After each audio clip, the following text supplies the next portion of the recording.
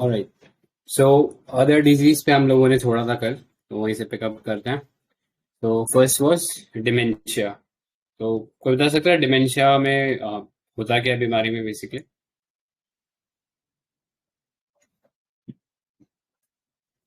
आई ठीक है, थिंक तो हम्म, बोलिए। आई भूलना स्टार्ट हो जाता है सब तो ज़्यादा कुछ याद नहीं रहता है। Correct.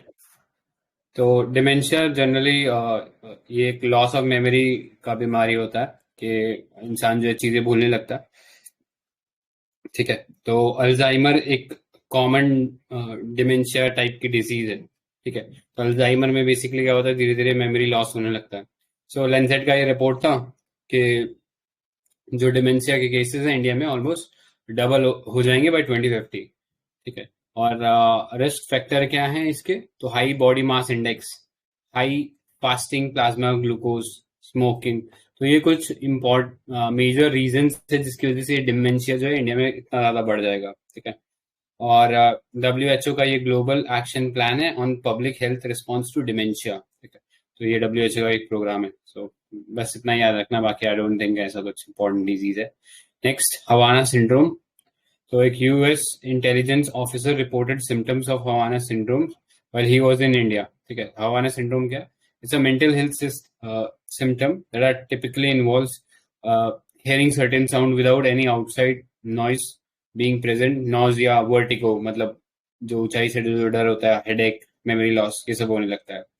So it was the first. It was first reported by official based in US Embassy in Cuba in 2016. And इसके लिए पॉसिबल थ्योरी क्या है कि ये कुछ directed pulsated radio frequency energy की वजह से कॉज हो सकते हैं। ठीक है, तो ये हवाना सिंड्रोम है, again not so important. Next, Asperger syndrome. तो अभी इलॉन मस्क काफी न्यूज में है, तो उन्होंने अनाउंस किया कि उनको ये एस्पर्गर सिंड्रोम है। तो ये एक ऐसा डिसऑर्डर है जहाँ पे people have trouble being in social relationship. ठीक है, कि आपस में सोसाइटी में कैसे इंटरेक्ट करना है, उसमें इश्यू होता है, तो वो थोड़ा सा सोशली ऑकवर्ड होते हैं ऐसे लोग। ठीक है, so it belongs to the autism spectrum which can severely inhibit person's mental and social development। ठीक है, तो ये जिस डॉक्टर के नाम से रखा गया था उन्हीं के नाम पे जिन्होंने डिस्कवर किया था उन्हीं के नाम पे ये एस्पर्जर सिंड्रोम रखा गया है। ठीक है, again not so important. Next, gestational diabetes mellitus. तो तो जेस्टेशन पीरियड क्या होता है? जो प्रेगनेंसी का जो 9 मंथ का पीरियड होता है उसको जेस्टेशन बोलते हैं। ठीक है, मतलब ह्यूमंस के अंदर वो 9 मंथ का होता है, बाकी अलग अलग एनिमल्स में अलग अलग होता है। तो प्रेगनेंसी का जो पूरा पीरियड होता है उसको जेस्टेशन बोलते हैं। तो ये जेस्टेशन डायबिटीज मेलियाटिस जो है, it's a glucose intolerance with the onset और फर्स्ट रिकॉग्निशन ड्यूरिंग प्रेगनेंसी। तो गवर्नमेंट ने गाइडलाइन निकाला है इसके ऊपर, in pregnant women as per which testing has been included in essential antenatal care package for all pregnant women। ठीक है, सो antenatal मतलब जो प्रेगनेंसी जैसे जो प्रेगनेंसी के दौरान जितनी भी टेस्टिंग होती है उनको एंटीनेटल बोलते हैं या एंटीनेटल केयर बोलते हैं उस टाइम पीरियड के दौरान। तो उसके अंदर कई बार देखा जाता है कि जो पहला ट्राइमेस्टर होता है, मतलब मल्टीपल वो ट्राइमेस्टर्स होते हैं ना प्रेगनेंसी के, 3 3 महीनों का 3 टाइम पीरियड होते हैं। तो उसके अंदर जो पहला शुरुआत होता है प्रेगनेंसी का, तो वहां पे देखा जाता है ग्लूकोज इंटॉलरेंस जो है काफी बढ़ जाता है। ठीक है, सो उस चीज को मेजर करने के लिए गवर्नमेंट ने इसे इंक्लूड किया है। नेक्स्ट पे चलते हैं, अदर टॉपिक इन न्यूज। ठीक है, तो स्वस्तिक करके ये एक टेक्नोलॉजी थी which is for disinfecting water. ठीक है, तो ये जो स्वस्तिक नाम का जो टेक्नोलॉजी है, डिवाइस किसने किया है? ये CSIR का एक लैब है, NCL which is national chemical laboratory, जो कि पुणे में है। और ये खास बात क्या है, ये it's directly under department of science and tech. ठीक है, तो कई बार कंफ्यूज करने के लिए ऐसा डाल देगा जल शक्ति मिनिस्ट्री के अंडर है क्या, तो वो गलत हो जाएगा। आंसर इसका साइंस एंड टेक्नोलॉजी है।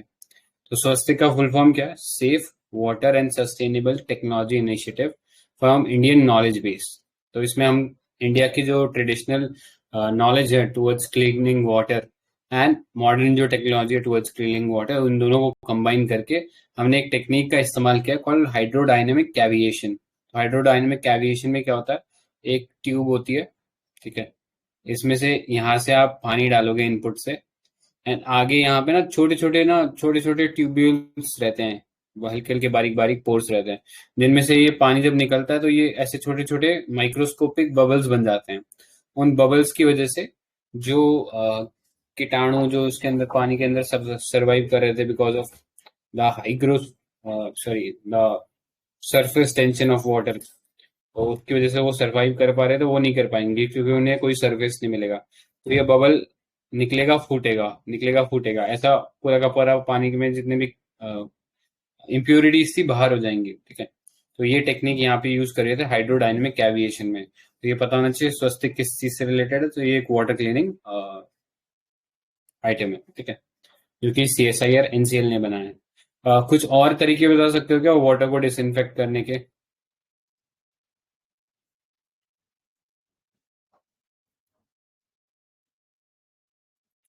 तो ये देखो, एक तो क्लोरीनेशन यहीं पे लिखा है, तो सुना होगा स्विमिंग पूल वगैरह में वो क्लोरीन डालते हैं पानी में, डिसइंफेक्टेंट होता है एक स्ट्रॉन्ग। इसके अलावा जैसे एक पोटाशियम पर मैग्नेट सुना होगा, जब क्लास 9-10 में हम पढ़ते थे, पोटाशियम पर मैग्नेट KMnO4, तो ब्लू कलर का होता है, ये पानी को साफ कर देता है, डिसइंफेक्टेंट निकाल देता है उसमें से, ठीक है। नेक्स्ट चलते हैं, तो वुलबाचिया है। तो वुलबाचिया बैक्टीरिया क्या है? सर डिस्टिलेशन भी आता है ना, हाँ वाटर प्यूरिफाइंग ना। हाँ, डिस्टिलेशन भी कह सकते हैं, लेकिन डिसइंफेक्टेंट मतलब हम लोग उसमें से इम्प्योरिटीज निकाल रहे हैं, डिस्टिलेशन मतलब आप बिल्कुल ही प्योर कर रहे हैं, मतलब आप उसमें से जो नेसेसरी इम्प्योरिटी होती है ना वो भी निकाल रहे हो। तो जैसे डिस्टिल्ड वाटर ह्यूमन को प्रिस्क्राइब नहीं होता पीना, पीना नहीं चाहिए कभी भी डिस्टिल्ड वाटर, कुछ ना कुछ उसमें डिजॉल्व सॉल्वेंट होने ही चाहिए। तो हमारे पानी में भी एक TDS का लेवल होता है, उतना पीना चाहिए, अगर उससे कम हो जाएगा तो फिर दिक्कत हो जाएगी। तो उसी तरह distilled water is not advisable for drinking, ठीक है। नेक्स्ट चलते हैं, वुलबाचिया बैक्टीरिया था। तो वुलबाचिया बैक्टीरिया क्या है? It's a naturally occurring bacteria, जो कि बहुत 60% इंसेक्ट के अंदर मिलता है, इनफैक्ट ह्यूमन बीइंग्स के अंदर भी मिलता है, एंड सेफ होता है हमारे, मतलब एग्जिस्ट कर सकता है हमारे साथ, मतलब म्यूचुअलिज्म में हम कह सकते हैं कि हमें उससे कोई नुकसान नहीं हो रहा और वो हमसे फायदा भी ले रहा है। एक्चुअली उससे तो फिर म्यूचुअलिज्म नहीं कहना चाहिए, उसे शायद अमेंसिलिज्म बोलेंगे आई गेस, ठीक है, इंटरैक्शन शायद अमेंसिलिज्म होता है वो। ऑलराइट, सो नेक्स्ट, इसके अंदर क्या होता है, वुलबैचिया जो बैक्टीरिया होता है, लेकिन ये जो हमारा जो मस्कीटोज होते हैं अगर उनके अंदर प्रेजेंट है तो ये प्लाज्मोडियम और इन सब से compete करता है फॉर न्यूट्रिएंट्स, ठीक है। और वो न्यूट्रिएंट compete करने से क्या होता है कि ये जो अ, इस टाइप के जो बीमारियां फैला रहे थे, like chikungunya, Zika virus, yellow fever, dengue, तो ये जो कीटाणु होते हैं इनके अंदर वो खत्म हो जाते हैं, ठीक है। सो मतलब इनकी वजह से ये जो एडीज मस्कीटो वगैरह जो थे ये सेफ हो जाते हैं ह्यूमंस के लिए, ठीक है। सो एक तरीका है to eliminate these disease like dengue, chikungunya, Zika, yellow fever. तो इसके लिए वुलबैचिया बैक्टीरिया जो है इट्स इम्पोर्टेंट। तो इसका एक टेस्ट केस इंडोनेशिया में देखा गया था जिसकी वजह से डेंगू के जो केसेस 77% से कम हो गए थे। तो ये याद रखना वुलबाचिया क्या है, ठीक है। नेक्स्ट पे चलते हैं। Next is MB tag. तो अभी ड्यूरिंग दिस कोविड पीरियड हमने देखा था बहुत सारे वैक्सीन आए थे mRNA बेस्ड, ठीक है। तो उनमें बोला गया था कूलिंग चाहिए होगी उनको, लेकिन अब सपोज कहीं वो रास्ते में आ रही थी और कूलिंग बंद हो गई और तो वो खराब हो गई जाएगी वैक्सीन, तो उसको देख के, वैक्सीन को केवल देख के हम नहीं बता सकते कि वो अब यूज लायक बची है कि नहीं बची, क्योंकि अंदर जो मटेरियल था वो खराब हो गया तो वो दिखेगा थोड़ी हमें। तो उस चीज को ट्रैक करने के लिए एक MB टैग इन्होंने डिवाइस बनाया जो real time ambient temperature measure करेगा ऐसे प्रोडक्ट्स के जिस एनवायरनमेंट में उनको रखा गया है उसके अंदर, ठीक है।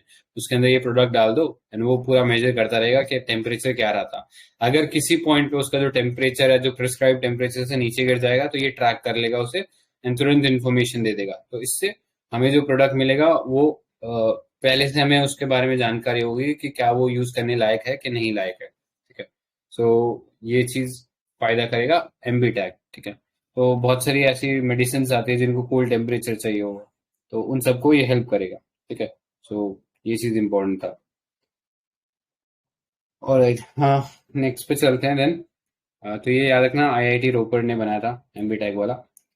तो नेक्स्ट पे चलते हैं। So protein antibody conjugate. तो हम कॉन्जुगेट वैक्सीन्स पढ़ चुके हैं। ठीक है, कॉन्जुगेट क्या होती है? कॉन्जुगेट वैक्सीन, कॉन्जुगेट का मतलब ही होता है दो का मिक्सचर। ठीक है, दो चीजों को जोड़ दिया गया। तो कॉन्जुगेट वैक्सीन्स में क्या होता है, हम जो नॉर्मल जो बीमारी का जो एंटीजन होता है, एंटीजन क्या होता है? Antigen is like the identity card of any disease. ठीक है, किसी पैथोजन का, जैसे वायरस, कोरोना वायरस की बात करें तो उसका जो स्पाइक प्रोटीन है वो उसका एंटीजन है। मतलब उसको पहचान कर हमारी बॉडी पहचानेगी कि ये एक फॉरेन पैथोजन है और इसको किल करना है। ठीक है, सो कई बार क्या होता है, एक वीक एंटीजन होता है, मतलब हमारी बॉडी उसको रिकॉग्नाइज ही नहीं कर पाती है। ठीक है, सो उसके अगेंस्ट वैक्सीन बनाना मुश्किल होता है क्योंकि हमारी बॉडी रिकॉग्नाइज नहीं कर पाई। तो हम क्या करते हैं, उसको एक स्ट्रॉन्ग एंटीजन के साथ जोड़ देते हैं, यानी किसी और बीमारी का एक एंटीजन उसके साथ जोड़ देते हैं। तो बॉडी की जो इम्यूनिटी अब जो डेवलप होगी वो इन दोनों के अगेंस्ट हो जाएगी। ठीक है, तो कॉन्जुगेट वैक्सीन में हम क्या करते हैं, वीक एंटीजन को मिला देते हैं स्ट्रॉन्ग एंटीजन के साथ और फिर वैक्सीन लगाते हैं। ठीक है, तो इस तरह इम्यून रिस्पॉन्स बनता है। तो प्रोटीन एंटीबॉडी कॉन्जुगेट वैक्सीन में हम क्या करें कि कुछ जो ड्रग डिलीवरी करते हैं ट्रेडिशनली, हम लोग क्या करते हैं, जहाँ पे डिफेक्टिव प्रोटीन होता है वहीं पे वो नया जो प्रोटीन है वो डिलीवर कर देते हैं। जैसे कि फॉर एग्जांपल किसी इंसान में इंसुलिन, इंसुलिन जो है वो एक हार्मोन होता है या एक तरह का, मतलब इनडायरेक्टली प्रोटीन ही होता है वो भी। तो इंसुलिन हार्मोन कम हो जाता है। ठीक है, तो हम लोग क्या करते हैं, हम लोग बाहर से इंसुलिन सप्लाई कर रहे हैं। ठीक है, यानी बाहर से वो प्रोटीन सप्लाई कर रहे हैं इंसुलिन वाला, तो फिर जाके हमारी बॉडी में इंसुलिन रेगुलेट होता है। ठीक है, सो ये ट्रेडिशनल तरीका है। लेकिन कई बार ऐसा होता है कि हम जो प्रोटीन पहुंचाना चाह रहे हैं उसको पहुंचाने में दिक्कत हो रही है, यानी ड्रग डिलीवरी में दिक्कत हो रही है कि उसे एक स्पेसिफिक ऑर्गन में पहुंचाना था। अब जैसे लिवर में पहुंचाना, तो ऐसा थोड़ी है कि हाथ में इंजेक्शन लगा देंगे और वो लिवर के पास पहुंच जाएगा। ठीक है, मतलब कुछ केसेस में हो भी सकता होगा, बट ज्यादातर केसेस में ऐसा ड्रग डिलीवरी स्पेसिफिक ऑर्गन तक पहुंचाना बहुत मुश्किल काम होता है। तो उसको ध्यान में रखते हुए ये प्रोटीन एंटीबॉडी कॉन्जुगेट बनाया है। तो इसमें हमने क्या किया है, हम जो प्रोटीन है, पी से डिनोट किया, उसको एंटीबॉडी के साथ मिक्स कर देते हैं। ठीक है, तो एंटीबॉडी, क्योंकि एंटीबॉडी जो होती है वो डायरेक्टली जाके लिंक होती है विद पैथोजन। ठीक है, पैथोजन के साथ एक लॉक इन की मैकेनिज्म में वो चिपक जाती है और उसको डिसेबल कर देती है पैथोजन को। ठीक है, तो उसी तरीके से हम ये एंटीबॉडीज बनाते हैं, इसके साथ ये जो प्रोटीन था उसको कपल करते हैं और फिर उसके को बॉडी के अंदर सेंड कर देते हैं। तो जिससे भी, जहां पे भी इसको ये कोई भी पैथोजन मिलेगा या जो स्पेसिफिक टारगेट था वहां पे जाके ये एंटीबॉडी बाइंड हो जाएगी। ठीक है, और फिर ये ड्रग, ये जो प्रोटीन है ये रिलीज हो जाएगा।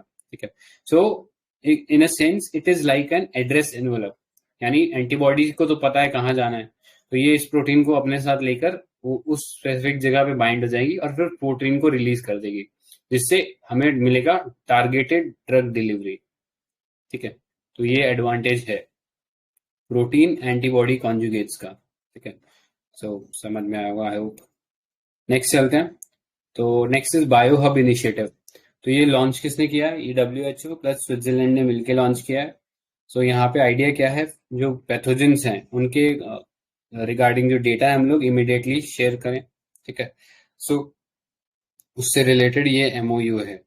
सो ये पैथोजन यूजुअली बायलेटरली शेयर होते थे, लेकिन अब ये एक मेंबर, जितने भी मेंबर स्टेट है इस बायो हब इनिशिएटिव के अंडर, उन सबके साथ शेयर होंगे। ठीक है, सो जैसे SARS-CoV-2 आया था तो हमने देखा था GI सेड करके, ग्लोबल इन्फ्लुएंजा डेटा करके, GSI8। ठीक है, तो ये इसके साथ हम लोगों ने शेयर किया था। ठीक है, सो वैसा ही एक ग्लोबल लेवल पे इनिशिएटिव रहे कि जैसे ही कोई पैथोजन से रिलेटेड डाटा आता है तो सबके पास कॉमन इन्फॉर्मेशन होनी चाहिए। ठीक है, तो उसके रिगार्डिंग ये इंपॉर्टेंट इनिशिएटिव था। नेक्स्ट पे चलते हैं।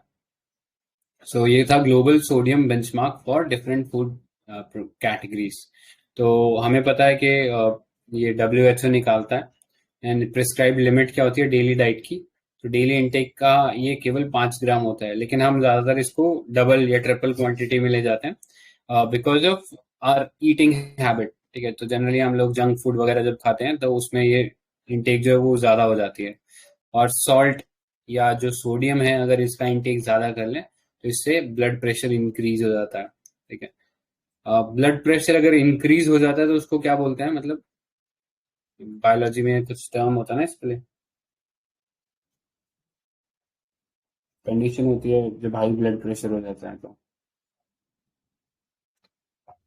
तो एक तो सी वर्ड बोलो। बायोलॉजी बैकग्राउंड नहीं है, आप ही बता दो। मतलब बायोलॉजी बैकग्राउंड नहीं चाहिए इसके लिए, तो हाइपर टेंशन बोलते हैं इसको। ठीक है, नहीं, तो आई थिंक सर हाइपरटेंशन थोड़ा अलग होता है, वो एंजाइटी भी इसमें होती है साथ में। हाँ, ये वो खाली ब्लड एंजाइटी से प्रेशर के प्लस मतलब दो। हाँ मतलब डायरेक्टली रिलेटेड नहीं है, मतलब इसका एक पार्ट हो सकता है कि उसमें ब्लड प्रेशर जब ज्यादा हो जाता है तो वो मतलब हेल्प उसमें करेगा, बट शायद साथ में और कुछ भी होगा। हाई ब्लड प्रेशर,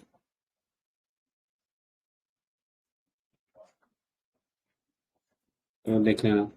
तो चलो ठीक है, एक फॉलो अप क्वेश्चन और बताओ, ब्लड प्रेशर नापने वाले डिवाइस को क्या कहते हैं?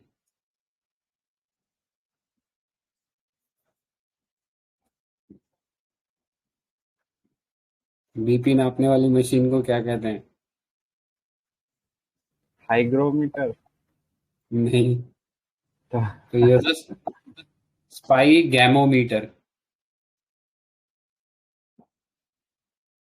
ठीक है, स्पाई गैमोमीटर, तो ये होता है। हाँ, तो देख लेना। ठीक है, तो ये था, इसके अंदर ब्लड प्रेशर बढ़ जाता है अगर सोडियम इंटेक हमारा ज्यादा हो गया है तो। नेक्स्ट पे चलते हैं। तो एक क्वेश्चन, एक और फॉलो क्वेश्चन पूछता हूँ। the nowadays the salt we are using is a fortified salt, true or false? True, उसमें आयोडीन डालते हैं ना साथ में। करेक्ट, मतलब ये जो प्रेस्क्राइब्ड है वो फोर्टिफाइड सॉल्ट ही होता है, तो सॉल्ट प्लस आयोडीन रहता है। तो ये बताओ, अगर आयोडीन की कमी हो जाए तो बॉडी में क्या हो जाएगा, कौन सी बीमारी को राइज करेगा ये? गॉइटर। Goitre, correct, goitre. और जो थायराइड ग्लैंड होता है हमारे गले के अंदर, जिससे थायरॉक्सिन निकलता है जो कि बॉडी के मेटाबॉलिज्म में हेल्प करता है, वो भी डिक्रीज होगा। तो यूजुअली देखना, कभी भी आदमी बहुत ज्यादा पतला है या बहुत ज्यादा मोटा है तो उसके शायद थायराइड की दिक्कत देखने को मिलती है। ठीक है, तो ये चीज याद रख सकते हैं। नेक्स्ट चलते हैं, डिफेंस। तो हाइपरसोनिक मिसाइल टेक्नोलॉजी के बारे में था, तो ये बताओ कि हाइपरसोनिक मिसाइल की स्पीड क्या होती है? ग्रेटर देन 5 मैक, और मैक होता है speed of sound. Correct, speed of sound का मीटर पर सेकंड में वैल्यू क्या होता है?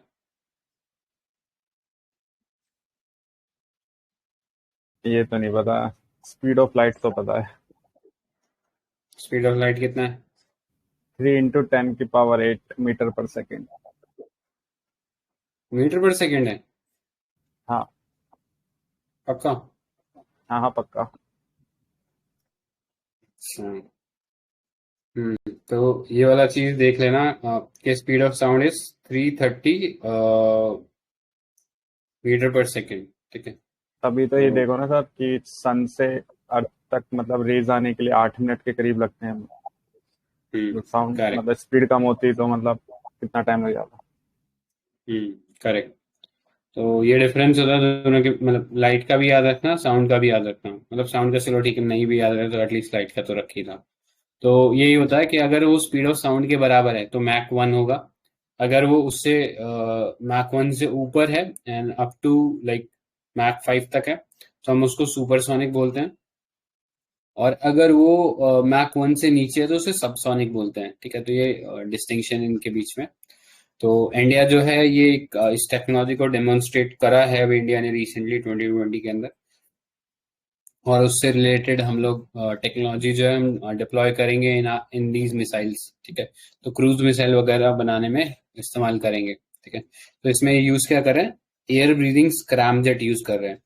तो कोई डिफरेंस बता सकते हैं रैमजेट में और स्क्रैमजेट में क्या डिफरेंस होता है? वैसे तो दोनों ही एयर ब्रीथिंग प्रोपल्शन सिस्टम पे वर्क करते हैं, बट जो स्क्रैम जेट होता है वो जनरली हम मैक 5 से ज्यादा जब स्पीड होती है तब यूज करते हैं। वैसे हम रैम जेट को भी यूज कर सकते हैं, बट उसकी एफिशिएंसी बहुत मतलब डिग्रेड हो जाती है। तो मतलब इसमें ये होता है कि हमें जो एयर होगा वो डायरेक्टली हम मतलब साथ में कैरी नहीं करते हैं। मतलब जो मिसाइल सिस्टम होगा वो जो बाहर से ही लेंगे, मतलब जो अवेलेबल एटमॉस्फेयर में एयर, मतलब ऑक्सीजन मतलब बेसिकली। तो ऐसा कुछ वो मिसाइल रहता है, तो ये उसके आगे वो प्रोपेलर टाइप का लगा रहता है एंड एयर यहाँ से जाता है उसके अंदर, यहाँ पे कंबशन हो रहा रहता है एंड यहाँ से एग्जॉस्ट करके निकल जाता है। ठीक है।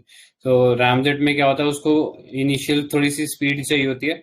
वो स्पीड थोड़ी सी पकड़ने के बाद ये अपने आप ही फिर सक करने लगता है एटमॉस्फेयर से जो गैसेस होती हैं उनको सक करने लगता है एंड फिर ऑक्सीजन को कंज्यूम करने लगता है। ठीक है। तो रैमजेट को भी स्पीड चाहिए होती है एंड यूजली रैमजेट जो होता है वो सुपरसोनिक तक स्पीड दे देता है, लेकिन उससे आगे के लिए हमें स्क्रैमजेट चाहिए होता है। और स्क्रैमजेट वर्क ही तब करता है जब उसके पास सुपरसोनिक स्पीड तक वो पहुंच गया, तभी वो फिर वो वर्क करेगा। ठीक है। तो ये डिफरेंस होता है रैमजेट और स्क्रैमजेट के बीच में। ठीक है। सो हाइपरसोनिक जो रेंज है वो 5 मैक्स से ऊपर है, वो डिलीवर करता है। तो आइडिया क्या होता है, देखो बैलिस्टिक मिसाइल में क्या होता है कि वो पहले लॉन्च होती है, मतलब पैराबोलिक पाथ लेती है। तो जहां से लॉन्च हुई है वहां से वो जाएगी, एटमॉस्फेयर को क्रॉस करेगी। ठीक है। और फिर वापस तेजी से एंटर करेगी under the force of gravity. ठीक है। सो तब उसकी स्पीड जो होती है वो मैक 1 से लेके मैक 5 तक, मतलब इतनी ज्यादा तेज स्पीड हो जाती है। लेकिन दिक्कत क्या रहती है, हमारे जो रेडार्स होते हैं उसको इनिशियली ही डिटेक्ट कर लेते हैं, तो उसके बेस पे उसकी ट्रेजेक्ट्री को पता लगा के हम लोग डिप्लॉय कर सकते हैं एंटी मिसाइल सिस्टम्स को। ठीक है। जैसे अभी S-400 हम पढ़ेंगे थोड़ी देर में, तो एक एंटी मिसाइल सिस्टम है, तो हम डिप्लॉय कर सकते हैं, उनसे बच सकते हैं बैलिस्टिक मिसाइल से।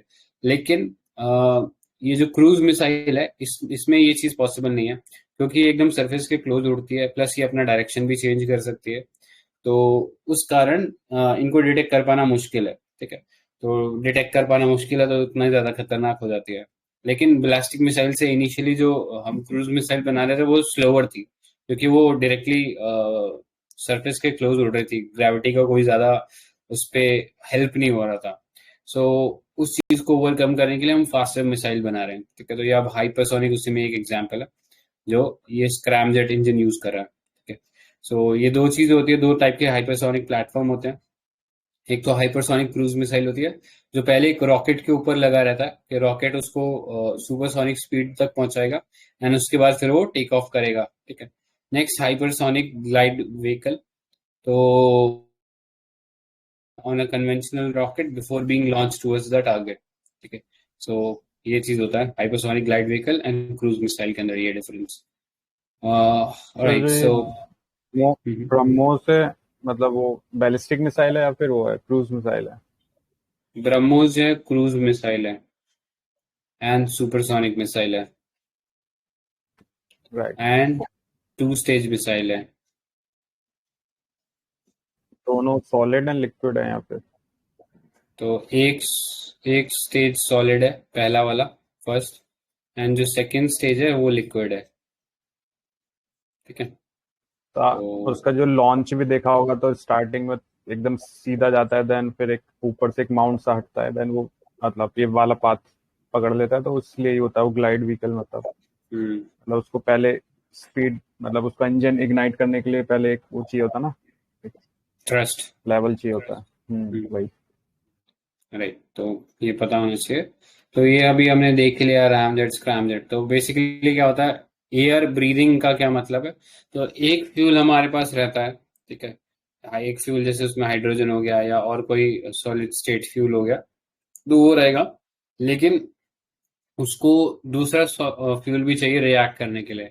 तो हम क्या करते हैं, वो दूसरा फ्यूल रखते हैं ऑक्सीजन। ऑक्सीजन एक स्ट्रॉन्ग ऑक्सीडाइजिंग एजेंट है। ठीक है। सो वो ऑक्सीजन हम लोग लेके नहीं चलते हैं, हम लोग वो ऑक्सीजन जो है वो ब्रीथ करवाते हैं सिस्टम को, मिसाइल को। तो इस तरीके से ये एयर ब्रीदिंग सिस्टम बोला जाता है इसको। ठीक है। वो ब्रीथ करके ऑक्सीजन लेता है, ऑक्सीजन से ऑक्सीडाइज होता है फ्यूल एंड वो बर्न करता है एंड उससे वो थ्रस्ट मिलता है जो नेसेसरी चाहिए होता है, ठीक है। सो रैमजेट हमने देख लिया, अभी स्क्रैमजेट भी देख लिया। एक ड्यूअल मोड रैमजेट होता है, मतलब वो डिपेंड करता है कि वो किस स्पीड पे चल रहा है एंड उसके अकॉर्डिंगली वो एक्ट करेगा। यानी अगर वो सबसोनिक स्पीड पे है तो वो रैमजेट की तरह काम करेगा, और सुपरसोनिक स्पीड पे है तो फिर आगे हाइपरसोनिक स्पीड पे भी वो जा सकता है, ठीक है। तो रेंज है उसकी मैक 4 से मैक 8 तक रहती है, तो ये इंपॉर्टेंट तो बात सर है। ब्रह्मोस में कौन सा इंजन यूज करते हैं हम, स्क्रैमजेट, रैमजेट? रैमजेट। राइट। हम्म, ठीक है। फिर अदर इम्पोर्टेंट न्यूज़ पे चलते हैं, तो मिसाइल्स के बारे में था, तो अग्नि प्राइम आई है अभी। तो ये बताओ कि अग्नि प्राइम जो है वो न्यूक्लियर केपेबल मिसाइल है, ट्रू और फॉल्स? Right, true. तो न्यूक्लियर केपेबल मिसाइल है, इसकी रेंज सबसे कम है, मतलब ये अग्नि प्राइम जो है अग्नि 1 का ही एक नया वर्जन है। तो short term surface to surface missile है, जिसका रेंज है 1000 से 1500 किलोमीटर तक है, ठीक है। और ये 2 स्टेज मिसाइल है, यानी दोनों स्टेज इसमें सॉलिड फ्यूल प्रोपेलेंट है, ठीक है। तो वो चीज़ है।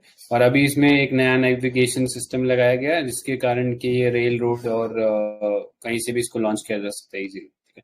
और पहले से थोड़ा स्लीक डिजाइन है इसका। तो ये था अग्नि प्राइम। नेक्स्ट पे चलते हैं अग्नि 5। तो ये तो बताना सर अग्नि एक 5 एक क्वेश्चन है, जो अग्नि प्राइम है वो थोड़ा मतलब हैवियर होगी जो अग्नि 1 थी उससे, ट्रू है फॉल्स है? फॉल्स होना चाहिए, स्लीक डिजाइन बोला था आई गेस। तो ये ट्रू है, थोड़ा ये देख लेना। मतलब और अग्नि प्राइम मतलब हैवी सॉरी, है। नहीं नहीं सॉरी, जो आपने बोला वो ठीक था। अच्छा, ठीक। आ, ठीक है। तो अग्नि 5 ये बताना कि it's an intercontinental ballistic missile, ICBM, true और फॉल्स? ट्रू, क्योंकि 5000 के करीब तक रेंज है ना इसकी। 5 डिनोट करता है कि 1000 में देख लो। अग्नि 1 1000 से कम है, अग्नि 2 1500 1700 है, एंड 3 ऐसे ही सेम 3000, अग्नि 4 4000 के करीब। तो 5000 में इजीली मतलब कॉन्टिनेंट कवर कर सकता है। करेक्ट। तो इंटरकॉन्टिनेंटल बैलिस्टिक मिसाइल है, और 3 स्टेज सॉलिड फ्यूल इंजन इसके अंदर लगा हुआ है, ठीक है। और ये भी कैनिस्टराइज्ड है, मतलब एक कैनिस्टर में इसको ले जाकर लॉन्च कर सकते हैं, तो वो भी अगेन रेल रोड वगैरह से लॉन्च हो सकता है। एंड ये एक surface to surface ballistic missile है, ठीक है। तो ये चीज इंपॉर्टेंट था। तो ये वेरिएंट है, अलग अलग रेंजेस थी। तो अग्नि 1 की अभी हमने रेंज देखी, अग्नि प्राइम में 1000 किलोमीटर हो गई है, अग्नि 2 की 2000, ऐसा करके रेंजेस है। नेक्स्ट पे चलते हैं, हेलिना। तो हेलिना और हमने कई इसमें बार। सर जो ये सरफेस से सरफेस लैंड करने का एक वे होता है, लाइक अग्नि है, तो अग्नि कहाँ होती है, मतलब मतलब लैंड पे हम जलाते हैं, तो ये सरफेस टू सरफेस ऐसे याद रख सकते हो। Right, correct. मतलब नामों में ही छुपा हुआ है, अगर आप देखो आकाश में शायद, तो आकाश मतलब सरफेस टू एयर हो गया, ठीक है। Right right. नाग थोड़ा सा पृथ्वी हो डिफरेंट है। गया, हाँ, पृथ्वी हो गया, करेक्ट बोला। पृथ्वी भी सरफेस टू सरफेस हो जाएगा। हाँ, पृथ्वी भी सरफेस टू सरफेस ही है, करेक्ट। और नाग मिसाइल जो वो एंटी टैंक है, तो उसका इन दोनों से कोई लेना देना है नहीं है सच, ठीक है। तो ये नाग पे ही है। अगला टॉपिक हलीना। तो ये हेलीकॉप्टर माउंटेड नाग मिसाइल, मतलब हमारा जो एडवांस लाइट हेलीकॉप्टर है, एएलएच जिसको हम बोलते हैं, आई थिंक ध्रुव है, एएलएच ध्रुव हमने बनाया है, ठीक है। तो ध्रुव अस्त्रा, सॉरी। तो ये हेलीकॉप्टर से हम लोग ये हेलिना मिसाइल छोड़ सकते हैं, नाग मिसाइल बेसिकली। तो ये फायर एंड फॉरगेट क्लास की मिसाइल है, मतलब कि हेलीकॉप्टर ने अगर उसको एक बार टारगेट में लॉक कर लिया किसी टैंक को, तो वो बस उसको छोड़ना है। उसके बाद फिर वो टैंक टैंक चाहे कहीं भी चला जाए, वो मिसाइल उसका पीछा नहीं छोड़ेगी, उसको मार के ही छोड़ेगी, ठीक है। तो ये एंटी टैंक गाइडेड मिसाइल है, जो कि हेलीकॉप्टर से लॉन्च किया जा सकता है। तो ये जो इंडियन आर्मी के पास वर्जन है उसको हेलिना बोलते हैं, और अब इसको एयरफोर्स भी इंडक्ट कर रहा है, तो उसको बोलते हैं वो लोग ध्रुवस्त्र, ठीक है। तो इसकी रेंज जो है 500 मीटर्स है। तो ये देखो, हेलीकॉप्टर से मार करना है और टैंक को मारना है, तो ज्यादा दूर से तो कर पाना पॉसिबल नहीं है। तो सॉरी, मिनिमम रेंज मतलब 500। मिनिमम रेंज, मिनिमम, हाँ, राइट। मिनिमम रेंज है 500 किलोमीटर और मैक्सिमम टू 7 किलोमीटर, ठीक है। तो हेलीकॉप्टर से लॉन्च करना है, और जो टैंक होता है उसको मारना है, ठीक है। तो वो चीज पॉसिबल है इसके थ्रू। नेक्स्ट एक और एंटी टैंक मिसाइल बनाई है हमने, संत करके, संत सैंट जो भी बोलना है। तो ये डीआरडीओ और अगेन आईएएफ ने मिलकर ये मिसाइल बनाया, ठीक है। ये अगेन हेलीकॉप्टर लॉन्च मिसाइल ही होगा, और इसमें हम यूज करें एक मिलीमीटर वेव सीकर, ठीक है, जो कि किसी भी वेदर में ट्रैक कर सकता है टैंक को एंड उसको अटैक कर सकता है। तो इसके अंदर जो रेंज है ये और भी ज्यादा 10 किलोमीटर तक का रेंज है। तो ये सैंड मिसाइल के बारे में था। नेक्स्ट न्यू जनरेशन आकाश मिसाइल आई है, man portable anti tank guided missile, ठीक है। तो ये दो नई मिसाइल आई हैं हमारे पास, ठीक है। तो ये आकाश अभी देखा हमने, सरफेस टू एयर मिसाइल है। और ये जो नया जो वर्जन आया है इसके अंदर हमने इसका जो रेंज है उसको बढ़ाया है, 60 किलोमीटर कर दिया है, और स्पीड जो है 2.5 मैक कर दिया है, यानी सुपरसोनिक स्पीड है, ठीक है। तो ये जो पुराना जो आकाश मिसाइल था उसके ऊपर इम्प्रूवमेंट है। यहाँ पे 2 pulse solid rocket motor, new seekers that head that locks into enemy aircraft and continues guide Akash NG, ठीक है। तो ये भी फायर एंड फॉरगेट मैकेनिज्म के ऊपर ही है कि एक बार आपने बस टारगेट को लॉक कर दिया, फिर वो टारगेट कहीं भी जाता रहे, ये मिसाइल उसको फॉलो कर लेगा, ठीक है। तो ये ना आकाश एनजी मिसाइल है, ठीक है। और ये man portable anti tank guided missile, तो अभी देखा होगा आपने, यूएस जो है वो जैवलिन यूज कर, सॉरी कौन से कंट्री जहाँ पे वॉर चल रहा है अभी, यूक्रेन में, तो वो लोग जैवलिन यूज कर रहे हैं, ठीक है। तो जैवलिन में क्या होता है कि वो बंदा कंधे पे रखता है वो मिसाइल को, एंड वहां से वो लॉन्च कर देता है उसको, जैवलिन को, एंड वो टारगेट कर लेता है, ठीक है।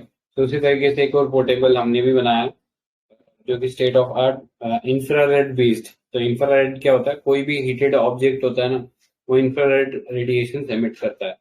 तो ये जो हमने ये बनाया man portable anti tank guided missile, ये इन्हीं इंफ्रारेड रेड्स को सीक करता है, ट्रैक करके एंड टारगेट को हिट करता है। तो अगेन ये भी फायर एंड फॉरगेट मैकेनिज्म पे ही है, ठीक है। नेक्स्ट चलते हैं आकाश प्राइम।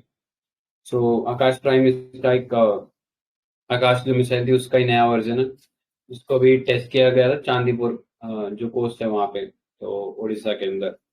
तो Akash prime is equipped with indigenous radio frequency seeker for improved accuracy, ठीक है, और मोर रिलायबल परफॉर्मेंस है अंडर लो टेम्परेचर ऑल्सो। तो ये इसके हाई एल्टीट्यूड लाइक सियाचिन वगैरह में अगर यूज करना तो वहां पे भी कर सकते हैं, एंड नॉर्मल थार वगैरह में यूज करना तो वहां पे भी कर सकते हैं, ठीक है।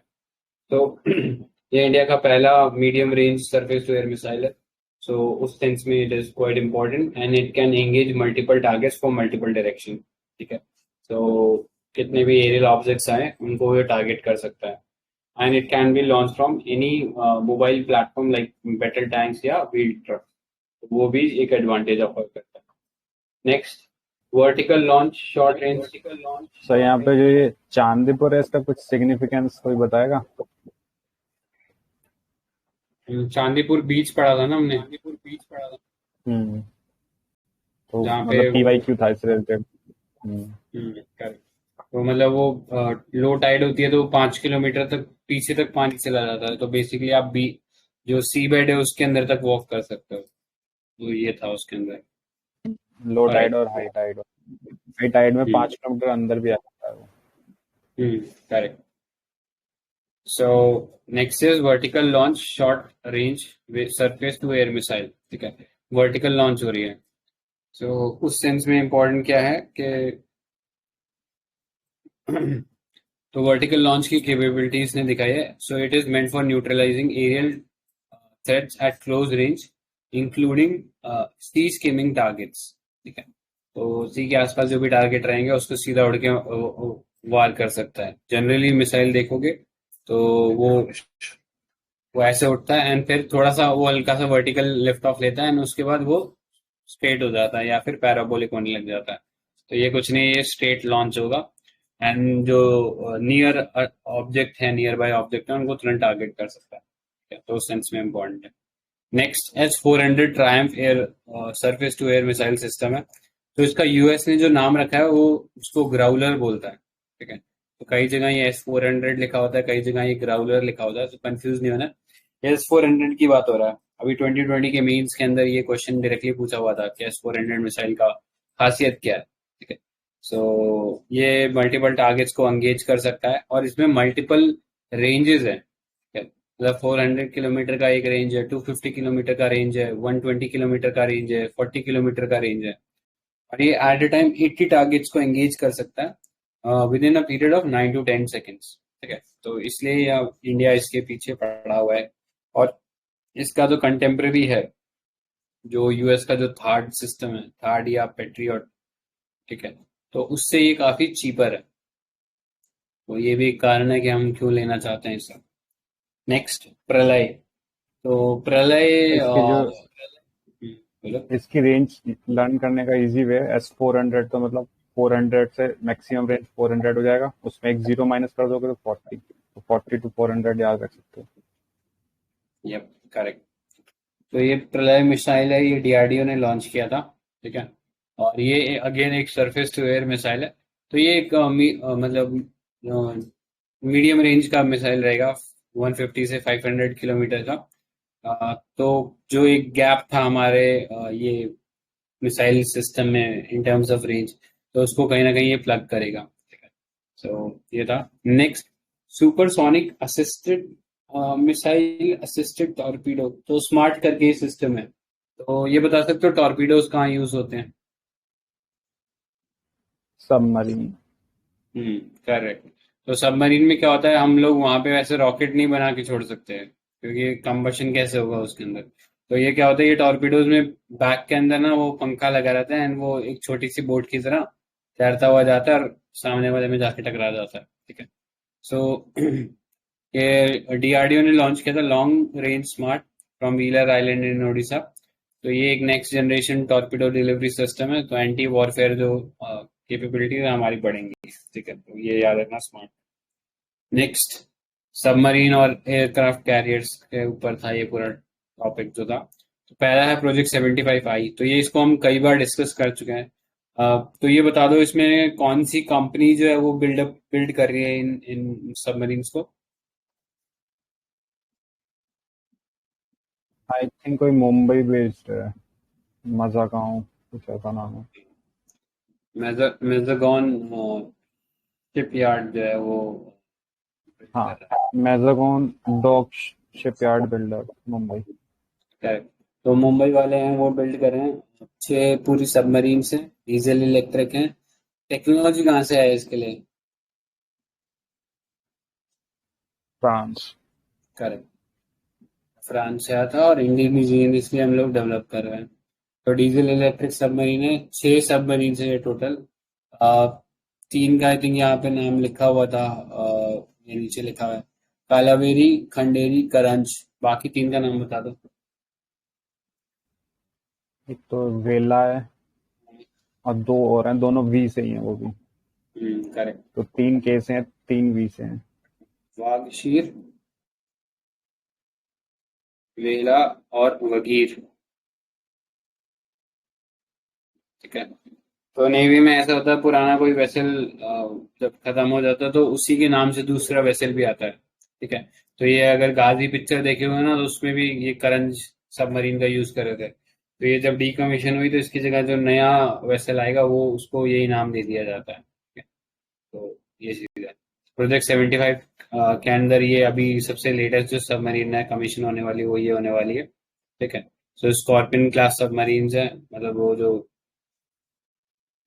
फ्रेंच नेम था वो स्कॉर्पियन था इनके लिए, ठीक है। तो वो चीज याद रख सकते हो। हमारे में अच्छा, ये ये करंज बता दो, एयर इंडिपेंडेंट प्रोपल्शन प्लांट क्या होता है? तो देखो डीजल इलेक्ट्रिक में क्या होता है कि ना, जो धुआं छोड़ते हैं डीजल इलेक्ट्रिक, क्योंकि डीजल पोल्यूशन से स्मोक जनरेट होगा, वो छोड़ने के लिए पानी में नहीं छोड़ सकते, उसको पानी में जाएगा ही नहीं वो। तो उसको छोड़ने के लिए सरफेस पे आना पड़ता था डीजल इलेक्ट्रिक सबमरीन्स को। एंड सबमरीन के पास एडवांटेज ही यही होता था कि वो छुपी रहती हैं। तो वो बार बार सरफेस पे आता है तो वो दिख जाती हैं। तो ये एक प्रॉब्लम वाली सिचुएशन थी इन सब के लिए। तो ये प्रॉब्लम न्यूक्लियर में नहीं आती थी, क्योंकि न्यूक्लियर में कोई धुआं ही नहीं जनरेट होता था, तो उसको ऊपर आने की जरूरत ही नहीं पड़ती थी। लेकिन डीजल इलेक्ट्रिक में ये नया इन्वेंशन मतलब डीआरडीओ ने किया था, के थ्रू उन्हें ऊपर सरफेस के ऊपर आने की जरूरत ही नहीं है। उन सभी सैटेलाइट जो भी सबमरीन है उनके अंदर ये हम एयर इंडिपेंडेंट प्रोपल्शन सिस्टम लगा देंगे, तो वो काफी देर तक पानी के अंदर रह सकती हैं। ठीक है, तो ये एडवांटेज मिलता है ये एआईपी सिस्टम से, जो हमने बाद में बनाया था लेकिन अब रेट्रोफिट कर रहे हैं इन सबमरीन्स के अंदर। ठीक है, तो ये इम्पोर्टेंट है। ठीक है, नेक्स्ट देख लो, विशाखापट्टनम करके है, ऑफिशियल नेम तो इसका Y127004 है। तो ये एक प्रोजेक्ट 15B का पार्ट है। तो प्रोजेक्ट 15B जो है ये हमारा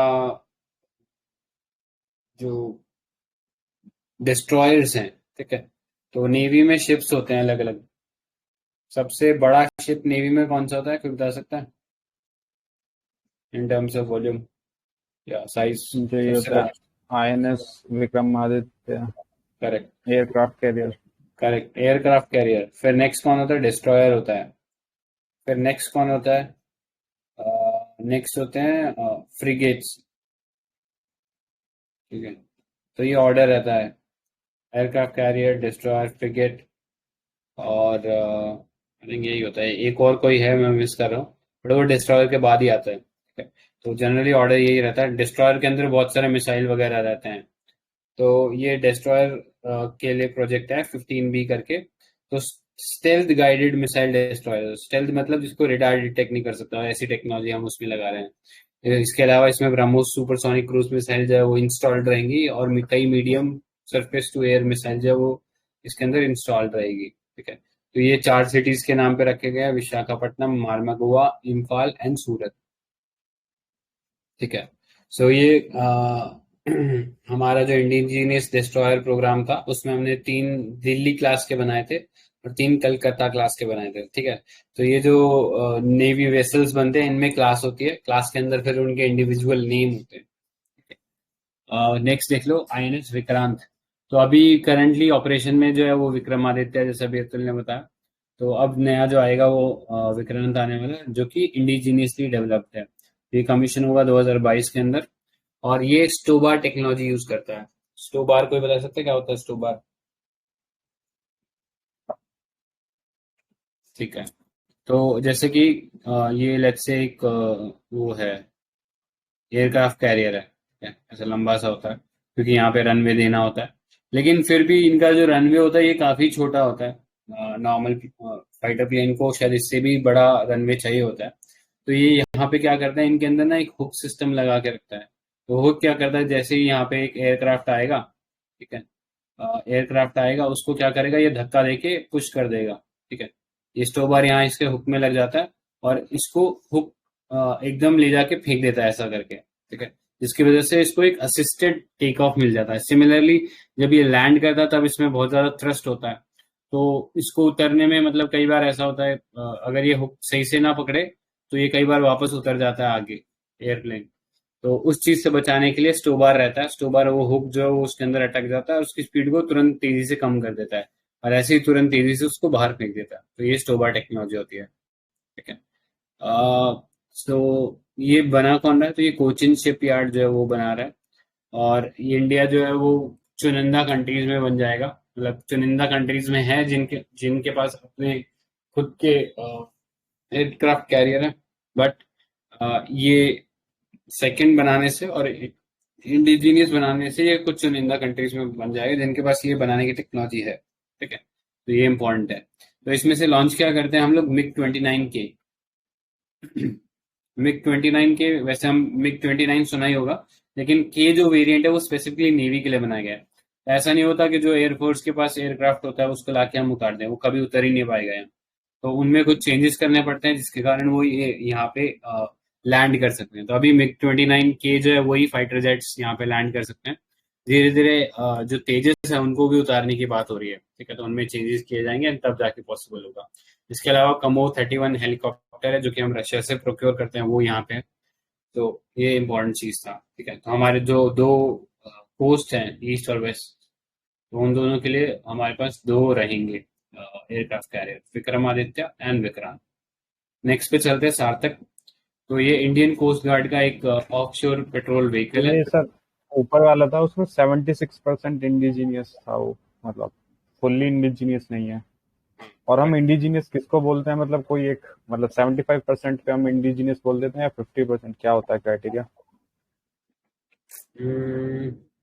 इंडिजीनियस तो आई थिंक उसी सेंस में बोल रहे हैं कि हम लोग खुद यहाँ देश के अंदर बना रहे हैं, कहीं बाहर से लेके नहीं आ रहे।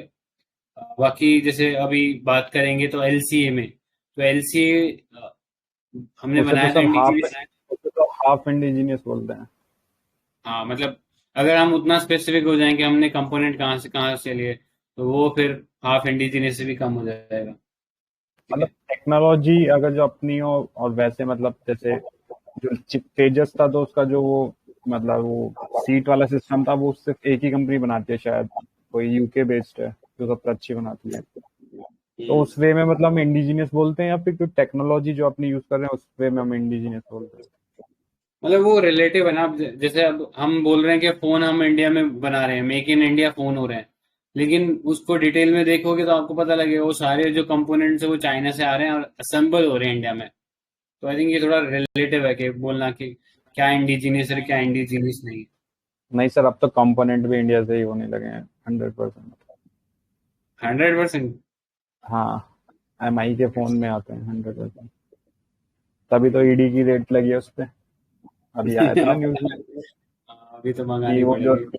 रॉयल्टी मतलब दे रहे थे, तो वो यही तो उन्होंने इसके तो मतलब आर्गुमेंट दिया था कि आप जब 100% इंडिया से सब चीज प्रोक्योर कर रहे हो तो आप रॉयल्टी किस बात की दे रहे हो। तो कहने लगे थे कि नहीं, हम मतलब कोई टेक्नोलॉजी हमने ली थी उसकी दे रहे हैं। अच्छा। देखना पड़ेगा। देख लेना, मतलब मेरे ख्याल से तो ये तो हमें रिलेटिव होता है। बाकी ये है। तो नेक्स्ट देखो, सार्थक है, ये ऑफशोर पेट्रोल व्हीकल है इंडियन कोस्ट गार्ड का। तो ये बताना ट्रू और फॉल्स कि Indian coast guard comes under MHA, true और फॉल्स।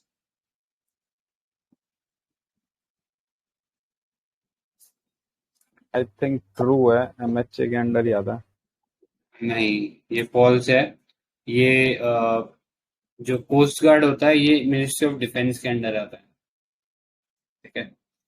तो ये जो कोस्ट गार्ड रहेगा ये पोरबंदर के आसपास का जो रीजन है वहां पे ये पेट्रोल करेगा। तो ये फोर्थ है ये एक सीरीज में जो कि गोवा शिपयार्ड बना रहा है इनके लिए। ठीक है। नेक्स्ट पे चलते हैं। तुहसिल। तो तुहसिल जो है किरवाक या तलवार क्लास स्टेल्थ फ्रिगेट है। तो अभी हमने ऊपर देखा था ना ये नेवी का डिस्ट्रॉयर के बाद फ्रिगेट आता था, तो फ्रिगेट और छोटा वर्जन होता है। ठीक है। तो फ्रिगेट के अंदर हम लोग ये रशिया से स्टेल्थ वाले बनवा रहे हैं, 4 बनेंगे ये टोटल। तो स्टेल्थ का मतलब क्या है कि वो रेडार डिटेक्ट नहीं हो पाएंगे और उनका जो नॉइज सिग्नेचर है वो कम होगा। ठीक है। सो ये सब इक्विपमेंट से लोडेड होंगे, like surface to surface missile, sonar, surveillance system etcetera. Next चलते हैं। तो ये एयरक्राफ्ट, ड्रोन, हेलीकॉप्टर, हवाई वाला सारा सेक्शन है। तो पहला है P8I, पोसाइडन एयरक्राफ्ट बोलते हैं इसको, पेट्रोल एयरक्राफ्ट। तो ये कौन सी कंपनी बनाती है P8I helicopter, sorry plane? Boeing. Correct. तो बोइंग बनाता है इसको। एंड ये long range multi mission maritime patrol aircraft होता है। ठीक है, जो कि इंडियन नेवी प्रोक्योर करेंगी। और इंडिया के जो करंट ट्यूपलोव टी TU-140 एयरक्राफ्ट हैं, जो कि नाम से पता लग रहा है रशिया से बने हैं, तो वो उनको रिप्लेस करेगा। तो ये बहुत सारे मल्टी रोल एयरक्राफ्ट रहेगा, मतलब ये सर्वेलेंस भी कर सकता है, रिकॉनेसेंस भी कर सकता है, मैरीटाइम पेट्रोल भी कर सकता है, एंटी सबमरीन वॉरफेयर भी कर सकता है, मतलब उनको डिटेक्ट करके उनके खिलाफ एक्शन भी ले सकता है। ठीक है। सो ये है P8I पेट्रोल एयरक्राफ्ट या पोसाइडन एयरक्राफ्ट। नेक्स्ट, LCA तेजस एयरक्राफ्ट। ठीक है। तो डेल्टा विंग एयरक्राफ्ट होता है, डेल्टा ऐसा दिखता है। ठीक है, ऐसा ऐसा प्लेन है ये। ठीक है, पीछे इसके वो है जेट जहां से निकलता है, तो ये डेल्टा विंग बोलते हैं इसको। तो ये हाफ इंडिजिनस है, सिंगल इंजन है। ठीक है। और मल्टी रोल फाइटर है। तो ये बनाया किसने है? ये बनाया है जैसे कई बार बोल देते हैं HL बना रहा है जी। ठीक है। तो HL बना रहा है वो, ठीक है, लेकिन इसको बनाया किसने है? तो इसको बनाया था aeronautical development agency, which is part of DRDO। उसने बनाया था एंड आगे HL को टेक्नोलॉजी देके उनको एम्पावर किया कि वो बना सकते हैं आगे। ठीक है। सो रीच जो इसकी 400 किलोमीटर एंड अपनी क्लास में सबसे लाइटेस्ट एंड स्मॉलेस्ट एयरक्राफ्ट है, ठीक है। अब धीरे धीरे हम इसके अंदर एक LCA Mark 2 लेके आएंगे, जो कि इसका और बेटर वर्जन होगा, ठीक है। तो इसमें एक state of the art inertial navigation system लगा है, तो ये एक इम्पोर्टेंट चीज है। नेक्स्ट DRDO अभ्यास। ये सर इसलिए भी इम्पोर्टेंट है, इसने अभी UAE जो एयर शो हुआ था और सिंगापुर एयर शो में फर्स्ट प्राइज लिए थे अपनी कैटेगरी में कुछ, उसमें भी काफी न्यूज में आया था, और मलेशिया भी इसको मतलब बाई करने का सोच रहा था। करेक्ट। तो लोगों से इंटरेस्ट आ रहे हैं, तो वो चीज सही है। नेक्स्ट देखते हैं DRDO अभ्यास। अभ्यास जो है वो एक एक्सपेंडेबल एरियल टारगेट है, high speed expendable aerial target है, मतलब एक ड्रोन है जिसपे हम टेस्ट प्रैक्टिस कर सकते हैं अपनी मिसाइल या टेक्नोलॉजी जो भी आई है उसको यूज करने का। तो DRDO ने बनाया ये, DRDO का जो एरोनॉटिकल डेवलपमेंट एस्टेब्लिशमेंट है उसने ये चीज बनाया है, एंड टेलीमेट्री के थ्रू इसको मॉनिटर कर सकते हैं। वेरियस सेंसर्स लगे हैं, radio, radar, electro optical tracking system वगैरह इसमें लगे हैं। तो इतना इम्पोर्टेंट है कि एक एक्सपेंडेबल टारगेट है, DRDO ने बनाया है। और इसके अंदर एक स्मॉल गैस टर्बाइन लगा है और micro electrical mechanical based inertial navigation system. Next, controlled aerial delivery system 500, CADS 500। तो बेसिकली क्या होता है, कई बार देखा होगा आपने डिस्कवरी वगैरह में कि वो सामान ड्रॉप कर रहा होता है, पैसेंजर, सॉरी, जो आर्मी के जो लॉजिस्टिक एयरक्राफ्ट होते हैं उनसे वो ड्रॉप करते हैं। या जैसे PUBG खेला होगा तो उसमें भी एक ड्रॉप आता है, तो ड्रॉप के ऊपर पैराशूट लग के आता है, ठीक है। सो उसी सेंस में ये थोड़ा सा एडवांस वर्जन है उस ड्रॉप का। ये जो है DRDO का जो ये लेबोरेटरी है, aerial delivery research and development establishment, उसने ये बनाया है। तो इसमें अप टू 500 kg ऑफ जो लोड होगा उसे किसी भी प्री डिटरमाइंड लोकेशन पे मनूवर करते हुए हम लोग ड्रॉप कर सकते हैं। तो इसमें पैराशूट होता है, राम एयर पैराशूट, तो RAP।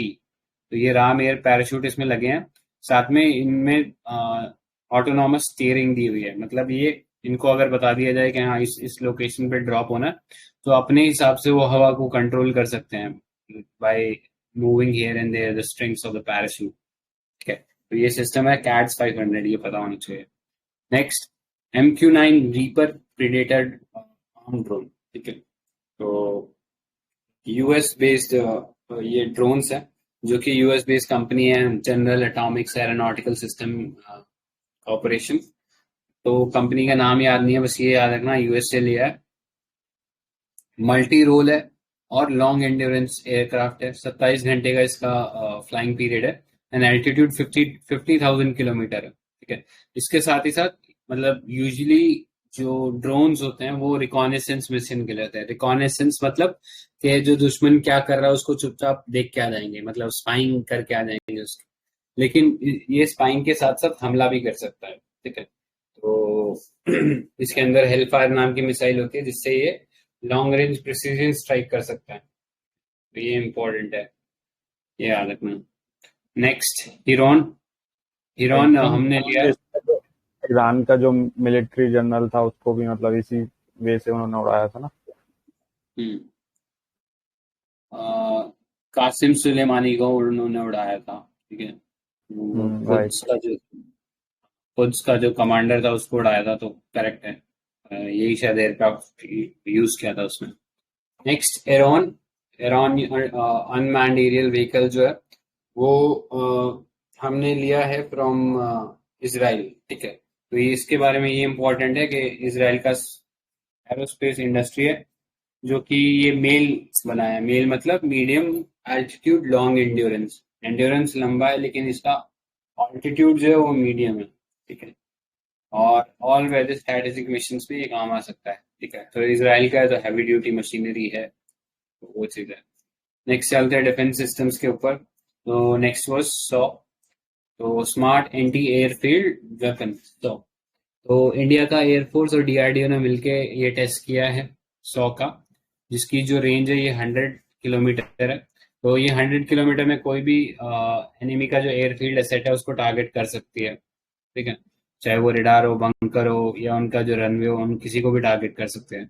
तो इसमें electro optical seeker based flight test रहता है, ठीक है। ये बॉम्ब है बेसिकली, जो कि कंट्री में फर्स्ट टाइम बनाया गया है, और इसमें इमेजिंग इंफ्रारेड सीकर टेक्नोलॉजी है। तो जैसा बताया था पहले कि इंफ्रारेड कहाँ से निकलता है, तो कोई भी हीटेड ऑब्जेक्ट होता है उसमें से ही इंफ्रारेड रेडिएशंस निकलते हैं, तो उसको ये ट्रैक करके वहां पे ड्रॉप हो जाएगा ये बॉम्ब। ठीक है। So next, long range reconnaissance and observation system, तो लॉरस नाम से ये सिस्टम है। तो ये एक प्राइवेट कंपनी ने बनाया है। ठीक है। सॉरी, वो अलग है, नेक्स्ट है। तो लॉरस जो है ये इंडिया में जो सिक्योरिटी ब्रीचेस होते हैं from China and Pakistan along the border, तो उसको रिजॉल्व करने के लिए एक स्मार्ट बॉर्डर सोल्यूशन है। तो यहाँ पे क्या है, सेंसर्स लगे रहते हैं जो कि दिन में और रात में 24/7 मॉनिटरिंग कर सकते हैं बॉर्डर एरियाज की। इनको भी इन्फिल्ट्रेशन होगा तो तुरंत ये बॉर्डर जो सिक्योरिटी फोर्स है या बॉर्डर गार्डिंग फोर्स है उसको इन्फॉर्म कर देंगे। ठीक है। So earlier DRDO handed this BOSS and all weather electronic surveillance system to Indian army, और अब ये long range reconnaissance and observation system LORROS. ठीक है। तो ये इंटरफेरेंस जो होता है बॉर्डर पे उसको रोकने में काम आएगा। नेक्स्ट चलते हैं इंद्रजाल। ठीक है। तो इंद्रजाल जो है ये एक प्राइवेट कंपनी ने बनाया है, हैदराबाद बेस्ड। तो ये एक AI और रोबोटिक बेस्ड सोल्यूशन है जो कि किसी लार्ज एरिया को गार्ड कर सकता है फ्रॉम इनकर्जन्स या threats like UAVs, missiles, loitering munitions, low radar cross sectional targets, तो सबको ये टारगेट कर सकता है। तो इंद्रजाल इस सेंस में न्यूज में था क्योंकि अभी रिसेंटली जम्मू कश्मीर के शायद एयरपोर्ट के ऊपर से ड्रोन से स्ट्राइक किया था किसी ने छोटे से, वो उस सेंस में ये इम्पोर्टेंट है इंद्रजाल। तो ये जो इसराइल का आयरन डोम था उसके सिमिलर ही है। नेक्स्ट चलते हैं एडवांस चैफ टेक्नोलॉजी। ठीक है। तो चैफ क्या होता है, ये चैफ टेक्नोलॉजी क्या होती है, तो जैसे एयरक्राफ्ट आता है तो उसको जो एनिमी का जो रेडार होता है वो रेडियो वेव्स सेंड करके ट्रैक करके पता लगा देता है कि यहाँ पे एक एयरक्राफ्ट आ रहा है। तो चैफ सिस्टम से क्या होता है, चैफ सिस्टम में बेसिकली मल्टीपल रेडार सिग्नल्स को ट्रांसमिट किया जाता है, जिससे कि जो रेडार सिस्टम है उसको लगता है कि मल्टीपल टारगेट्स हैं, एंड वो फिर जो एक्चुअल टारगेट है उसको टारगेट नहीं कर पाता। ठीक है। सो इस सेंस में ये बेवकूफ बनाने का तरीका है एनिमी रेडार को। ठीक है। तो ये चीज इंपॉर्टेंट है, इसमें याद रखना। एडवांस चैफ टेक्नोलॉजी डिप्लॉय कर रहे हैं हम लोग। नेक्स्ट, आयरन डोम सिस्टम। तो अभी जब इसराइल और हमास का जो कन्फ्लिक्ट हुआ था उसमें आयरन डोम का खूब नाम सुना ही होगा। तो ये एक मल्टी मिशन सिस्टम है जो कि capable of intercepting rockets, artilleries, precision guided munition, aircraft, helicopter, UAVs up to a range of 70 kilometres. ठीक है। तो इस सेंस में आयरन डोम जो है काफी इंपॉर्टेंट सिस्टम है, एंड इसका वर्ल्ड में वर्किंग देखा था during the Hamas and Israel conflict, अभी थोड़े टाइम पहले ही हुआ था, तब इन्होंने यूज में देखा था। बहुत ही शानदार सिस्टम है। नेक्स्ट पे चलते हैं मिसलेनियस तो सर कंपैरिजन में भी देख सकते हैं S-400 के, लाइक S-400 को हम सिर्फ लैंड पे यूज कर सकते हैं, इसको लैंड एंड सी दोनों पे, और उसकी जो रेंज है वो 70 किलोमीटर है, और हमने S-400 का देखा था 400 to 40 थी। और अभी मतलब इजराइल ने एक और आयरन नाम से बनाया, आयरन शील्ड, तो बाद में बता सकता हूँ, मतलब वो जैसा इंडिया ने भी बनाया सेम DRDO ने, तो मतलब उसमें वो लेजर लाइट यूज कर रहे हैं टू डिस्ट्रॉय UAV, मतलब वही ड्रोन्स को लेजर, मतलब टारगेट, मतलब क्या बोलते हैं कोहेरेंट लेजर। करेक्ट। ठीक है। नेक्स्ट पे चलते हैं मिसलेनियस टॉपिक्स आते। तो ये आर्मी का एक मैसेजिंग ऐप है ए सिग्मा करके। ठीक है। जो आर्मी का ऑलरेडी एग्जिस्टेंट था अवान नाम से जो मैसेजिंग एप्लीकेशन था उसको रिप्लेस करेगा। ठीक है। अवान की जगह अब ए सिग्मा आएगा। तो ये इन हाउस मैसेजिंग ऐप है, इन्होंने खुद ने बनाया, मल्टीपल सिक्योरिटी उसके अंदर लग रहे हैं। नेक्स्ट पे चलते हैं। नेक्स्ट टॉपिक वाज ऑपरेशन सेतु। तो इंडियन नेवी का प्रोग्राम था जिसके अंदर वो इंडिया के लिए अलग अलग कंट्री से ऑक्सीजन जो फैसिलिटीज थी वो लेके आ रहे थे। तो उसमें ऑक्सीजन सिलेंडर हो गया या क्रायोजेनिक कंटेनर्स हो गए, ये सब वो लेके आए थे। ठीक है। Next, Stockholm SIPRI report. तो ये स्टॉकहोम सिप्री रिपोर्ट है। इसके अकॉर्डिंग हमारे जो 3 इंडियन कंपनीज है, Hindustan aeronautics limited, Indian ordnance factory और भारत इलेक्ट्रॉनिक्स लिमिटेड, इनका जो ग्लोबल आर्म सेल है उसके अंदर जो शेयर है वो 1.2% है, जो कि बहुत ही मिनिमल है। अ, जो मेजर या लार्ज लाइन पोर्शन जो है वो आता है यूएस के पास, 54% है, मतलब आधे से भी ज्यादा तो यूएस बेच रहा है। बाकी फिर चाइना और फिर यूके। तो कमाल की बात है, रशिया इसमें टॉप 3 के अंदर भी नहीं है। तो ये थोड़ा रशिया के लिए चिंताजनक बात है। तो ये था एक Stockholm based independent international institute है, तो ये रिपोर्ट भी निकालता है कि किसने सबसे ज्यादा खर्चा किया। तो उस रैंकिंग में इंडिया 3rd नंबर पे आता है, 3rd हाईएस्ट स्पेंडिंग करता है बजट, तो अपने बजट के ऊपर, डिफेंस बजट के ऊपर, सब सेंस में इम्पोर्टेंट है। नेक्स्ट टॉपिक पे चलते हैं, डिफेंस इंडिया स्टार्टअप। तो डिफेंस इंडिया स्टार्टअप जो है ये आईडेक्स, हमारा जो है इनोवेशन फॉर डिफेंस एक्सीलेंस, उसके अंदर ये कंपनी है, not for profit, DIO, defence innovation organisation. ठीक है, तो नॉट फॉर प्रॉफिट कंपनी है जो कि एडमिनिस्टर करते हैं आईडेक्स फॉर्मेट को। एंड इस आईडेक्स के अंदर ये जो चैलेंज है, इसके अंदर MSME startups, individuals, innovators, research institute, academic institute सब पार्टिसिपेट कर सकते हैं। एंड इसके अंडर जो डिपार्टमेंट ऑफ डिफेंस प्रोडक्शन है वो फंड रिलीज करेगा टू दीज पीपल जो चैलेंज के अंदर पार्टिसिपेट करते हैं, तो उनको फंड प्रोवाइड करेगा ताकि वो अपने रिसर्च को और बेटर कर सकें। ठीक है, नेक्स्ट प्रोजेक्ट सी बर्ड। तो प्रोजेक्ट सी बर्ड जो है हमारा जो वेस्टर्न कोस्ट है वहां पे हम एक नेवल बेस बना रहे हैं, which is in Karwad Karnataka. वहां पे हम सबसे लार्जेस्ट वेस्ट कोस्ट वाला वो बनाएंगे, शिपयार्ड, सॉरी शिपयार्ड तो नहीं, मतलब सी पोर्ट बनाएंगे, जो कि नेवीज वगैरह यूज करेंगे। तो उतना सर यहाँ इम्पोर्टेंट है पे सी पोर्ट।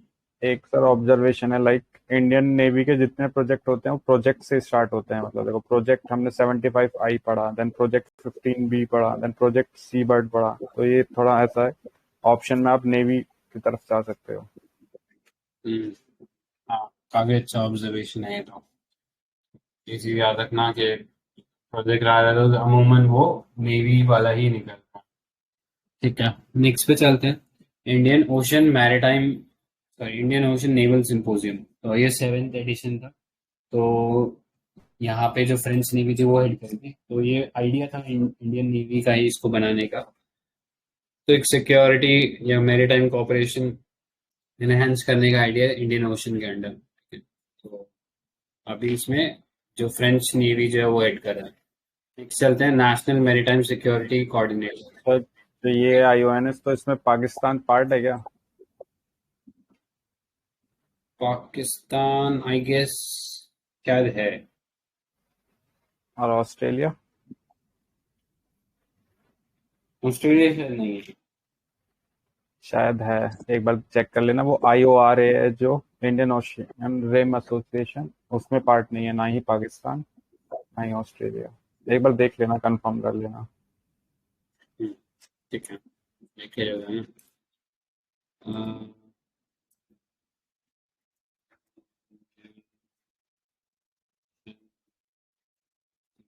या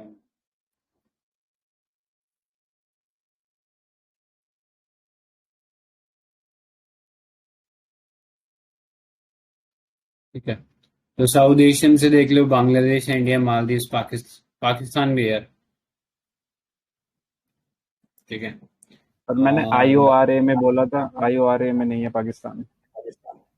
हाँ वो तो आपने बोला था, लेकिन आईओएनएस में देख लेना, पाकिस्तान है और ऑस्ट्रेलिया भी है, दोनों है। ठीक है, आईओरा में नहीं है जैसे बताया था तुमने। आईओरा में याद रखना, आईओरा के अंदर पाकिस्तान और ऑस्ट्रेलिया नहीं है पार्ट।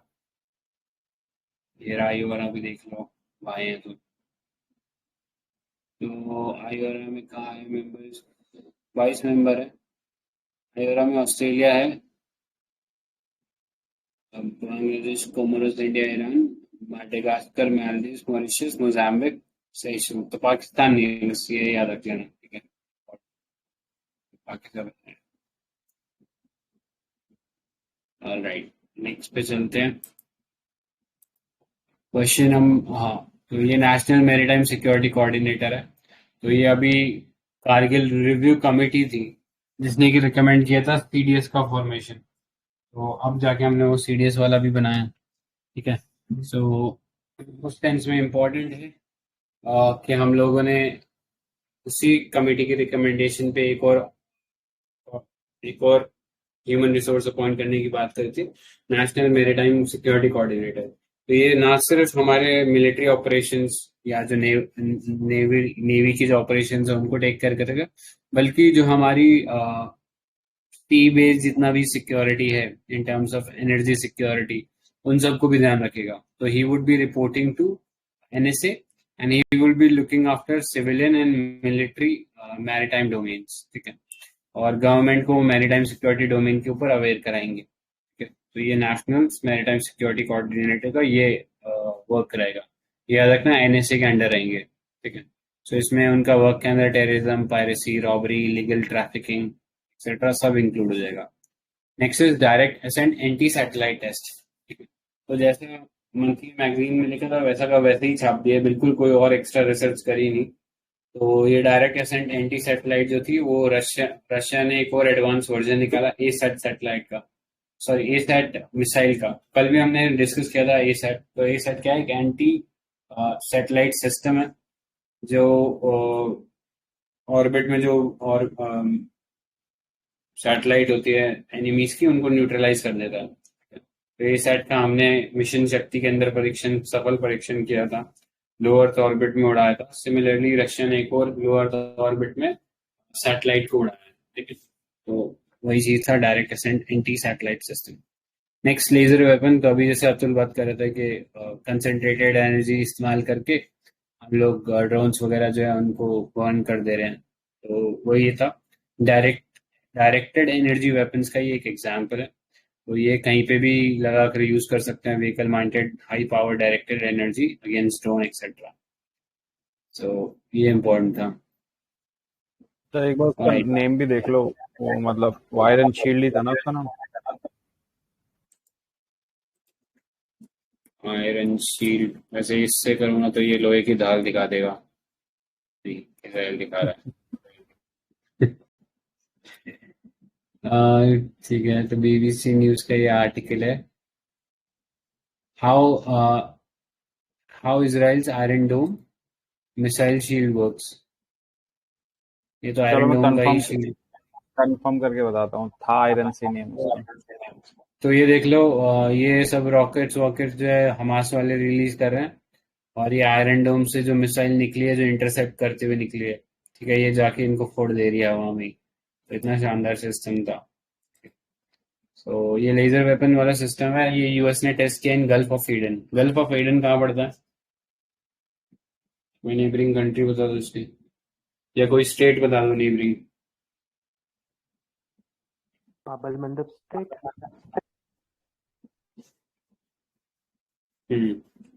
राइट।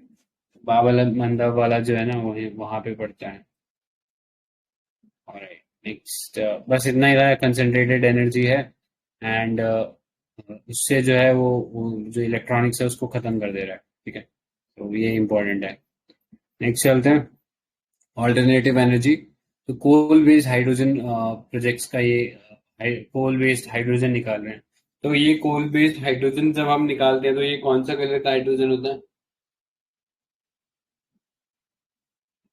डार्क कलर का ही होना चाहिए, कौन सा कलर का? किसी भी डार्क शेड में होगा, ग्रे ब्लैक ऐसा कुछ। तो ब्राउन ब्राउन हाइड्रोजन बोलते हैं इसको। ठीक है। कोल से सॉरी, निकाल रहा यूएस नहीं नहीं, एक्चुअली आई मैं ऑफ द ट्रैक चला गया था, मैं समझ गया वो। ठीक ठीक, आई है। हाँ, गॉट ये यू वाला। The thing. हाँ, ये कलर कोडिंग बोल रहे थे, मुझे लगा पूछ रहे हैं कौन से कलर का होता है वो। सॉरी फॉर नहीं दैट। नहीं, वैसे जनरली हाइड्रोजन कलरलेस ओडरलेस होता है। ठीक है। तो वो चीज है। एक ट्रू और फॉल्स बताना, hydrogen burns with flame, true और false? False, I guess pop sound के साथ बर्न होता है। हाँ, मतलब कोई फ्लेम नहीं होता उसके अंदर। ठीक है। हाइड्रोजन के अंदर बर्न होता है तब। सो ये देख लो वर्ल्ड के अंदर हाइड्रोजन निकल कैसे रहा है, तो मेजॉरिटी पोर्शन नेचुरल गैस से निकल रहा है, 23% कोल से निकल रहा है, एंड बाकी जो इलेक्ट्रोलाइसिस से निकल रहा है। तो ये तीनों का अगर मैं कलर कोड बताऊं हाइड्रोजन के फॉर्म में तो क्या होना चाहिए, बताओ फर्स्ट का नेचुरल गैस का क्या होना चाहिए। सो नेचुरल गैस का होता है ब्लू, या एक और कौन सा कलर था, ब्लू या ग्रे, ठीक है। वो डिपेंड करता है, ब्लू है तो वो सॉरी ब्लू है तो वो रिलीज हो रहा है, CO2 जो पैदा हो रहा है वो मीथेन से, वो रिलीज हो रहा है एटमॉस्फेयर में। एंड ग्रे में सिमिलर सेंस में है। कोल से प्रोड्यूस हो रहा था वो ब्राउन है, और इलेक्ट्रोलाइट से प्रोड्यूस इलेक्ट्रोलिसिस से प्रोड्यूस हो रहा था वो ग्रीन है, क्योंकि अ, ये इलेक्ट्रिसिटी से प्रोड्यूस हुआ है, तो इसमें इसके अंदर कोई और पॉल्यूटेंट नहीं होगा, ठीक है। तो ये चीज है। तो हम ये जो कोल से प्रोड्यूस कर रहे हैं इससे होगा क्या फायदा, तो इससे फायदा ये होगा कि हमें चीपर मिलेगा, ऑल्दो नेचुरल गैस से ज्यादा वो सही रहता है, लेकिन कोल का इंडिया के अंदर बहुत बड़ा स्टॉक है, और उस स्टॉक को हम लोग इस्तेमाल करेंगे, तो उससे चीपर हमें ये हाइड्रोजन गैस मिल जाएगी। सो हाइड्रोजन एक सेकेंडरी सोर्स है एनर्जी का, एंड मोस्टली गैस या लिक्विड फॉर्म में भी देखने को मिलता है। एंड दो कंपोनेंट रहेंगे इसमें, कार्बन बेस्ड, जो कोल है उसके अंदर कार्बन बेस्ड मैटर और मिनरल बेस्ड मैटर, ठीक है, उस सेंस में इम्पोर्टेंट है। कार्बन बेस्ड जो मैटर होता है वो 5 मेन एलिमेंट से बनता है, carbon, hydrogen, oxygen, nitrogen and sulphur. और ये जो कार्बन बेस्ड मैटर है ये 3 फॉर्म में देखने को मिलता है, या तो ब्लैक कोल में, या ब्राउन कोल में, या बायोमास में। इसमें ब्लैक कोल के अंदर सबसे ज्यादा कार्बन कंटेंट होता है, ठीक है। और बायोमास के अंदर सबसे ज्यादा सल्फर कंटेंट होता है, मतलब जितना ज्यादा वो क्रूड होगा उतना ही ज्यादा वो ज्यादा पॉल्यूटेंट होगा। सो उस सेंस में याद रख सकते हो। नेक्स्ट तो इसमें हम लोग क्या करेंगे, ये एम्फेसिस केस पे है कि हम हाइड्रोजन फ्यूल जो है ये कोल बेड जो सीम्स होते हैं उनमें से निकाले। तो ये निकालते कैसे हम लोग, पार्शियल ऑक्सीडेशन करते हैं कोल सीम्स का, मतलब उसके अंदर पहले ऑक्सीजन सप्लाई करते हैं, उससे CO2 निकलता है, CO2 को फिर फर्दर हीट करके सप्लाई करते हैं, उसे कार्बन मोनोऑक्साइड निकलता है, एंड फिर कार्बन मोनोऑक्साइड से फाइनली हाइड्रोजन जो है वो गैस बाहर आती है। तो ये नीचे इंफोग्राफिक है, इसको देख लो कि पहले एयर सप्लाई करी कोल के अंदर, कंबशन किया, तो C+O2 CO2 बन गया, ठीक है, क्योंकि एयर का मतलब वो ऑक्सीजन ही है वहां पे। तो ये एक एंडोथर्मिक रिएक्शन है, एंडोथर्मिक मतलब वो हीट कंज्यूम करेगा, तो C+CO2 दो CO बना लेगा, और फिर उसे कार्बन मोनोऑक्साइड को हम वाटर गैस शिफ्ट से पास करेंगे, तो फिर वो कार्बन डाइऑक्साइड और हाइड्रोजन रिलीज करेगा। तो अभी करंटली इंडिया के अंदर बात करें तो 100% जो हाइड्रोजन है it is produce through natural gas. तो ये थोड़ा सा था इसके बारे में। और ये जो फिर हाइड्रोजन गैस है ये कई और तरीके से काम आ सकते हैं, जैसे कई बार क्या होता है इलेक्ट्रिसिटी हमारे पास सरप्लस हो और हमारे पास बैटरी नेसेसरी ना हो, तो हम क्या कर सकते हैं उसका इलेक्ट्रिसिटी का उसके थ्रू इलेक्ट्रोलिसिस करके हाइड्रोजन गैस भर सकते हैं, फिर वो फर्दर कई जो इंडस्ट्रीज है उसमें as a raw material use हो सकता है, या as a supplier of energy use हो सकता है, व्हीकल्स में यूज हो सकता है। तो ये सारे यूज केस एग्जांपल्स हैं इसके। तो इतना था, किसी को कुछ और ऐड करना है क्या इसमें। तो इंडिया का जो 2070 वाला जो टारगेट है उसमें भी ये एक बहुत मेजर रोल प्ले करेगा, इसीलिए गवर्नमेंट जो एम्फेसिस देने पे लगी हुई है इसके अंदर।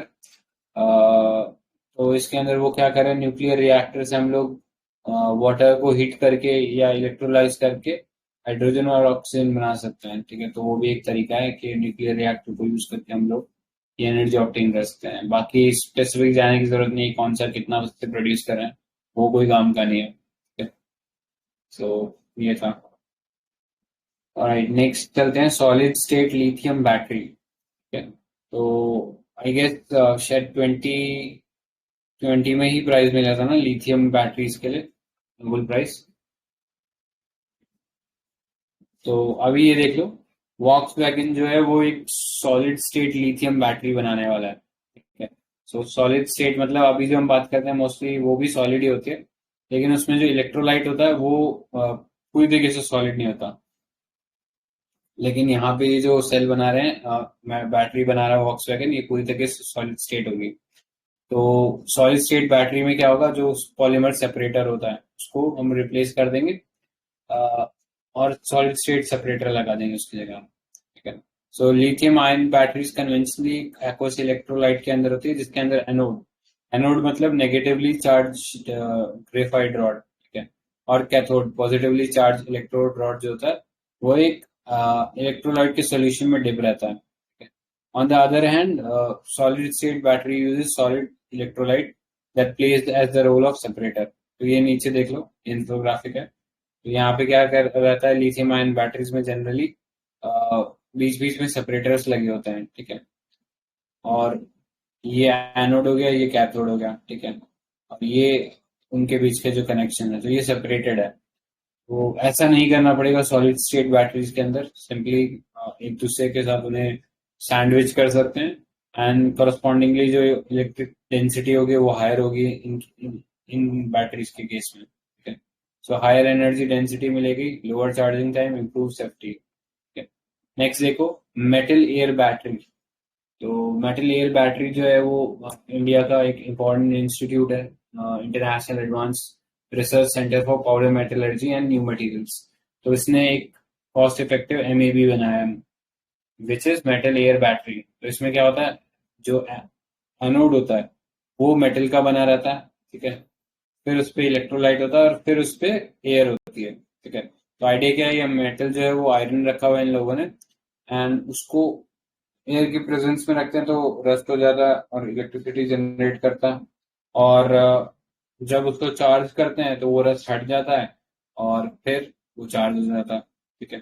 तो इस सेंस में एमएबी जो है काफी काम आ रहा है, और ग्रेटर रेंज दे रहा है अप टू 400 किलोमीटर। तो ये एक इम्पोर्टेंट एडिशन है इसके अंदर, ठीक है। तो आयरन एयर बैटरी इसी चीज का एग्जांपल है, जो यूएस के अंदर एक कंपनी है फॉर्म एनर्जी कॉर्पोरेशन करके, तो रिचार्जेबल आयरन एयर बैटरी बना रहा है which is capable of delivering 100 hours of electricity, ठीक है।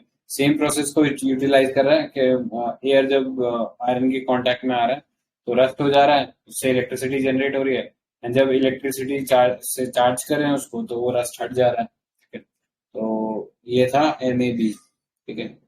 सो बाकी तो आई थिंक कुछ इम्पोर्टेंट नहीं है। तो ये याद रख लेना, दो टाइप की बैटरी होती है, प्राइमरी बैटरी जो एक ही बार यूज होती खत्म हो जाती है, जैसा बटन सेल बोलते हैं ना, गोल गोल सिल्वर कलर का आता है जो वॉचेस में लगा रहता है, बटन सेल या लेक्लांस सेल बोलते हैं इसको। तो ये मरकरी बेस्ड सेल्स होते हैं, तो ये एक ही बार चलते हैं, एक ही टाइम लाइफ होती है, उसके बाद रिचार्ज नहीं हो सकते। तो सेकेंडरी सेल्स होते हैं वो रिचार्ज हो सकते हैं, तो ये डिफरेंस है उनके बीच में। ऑलराइट, हाँ ठीक है, तो आई थिंक आज के लिए यही स्टॉप करते हैं। तो ये एडवांटेजेस देख लो लिथियम आयन बैटरीज के, हाई एनर्जी डेंसिटी होती है, हायर वोल्टेज दे सकते हैं, लॉन्ग लाइफ होती है, लो सेल्फ डिस्चार्ज रेट होता है, लो मेंटेनेंस होता है, एनवायरमेंटल फ्रेंडली होते हैं, ठीक है। तो ये था इसके बारे में। ऑलराइट, ये दो टॉपिक भी खत्म कर देते हैं। परवोकोसाइट्स, पेरोवोक्साइट्स बेस्ड डिवाइसेस। तो ये नया टेक्नोलॉजी आया है सोलर या फोटोवोल्टाइक सेल्स के अंदर, जिसके अंदर हम लोग प्रोड्यूस कर सकते हैं electricity.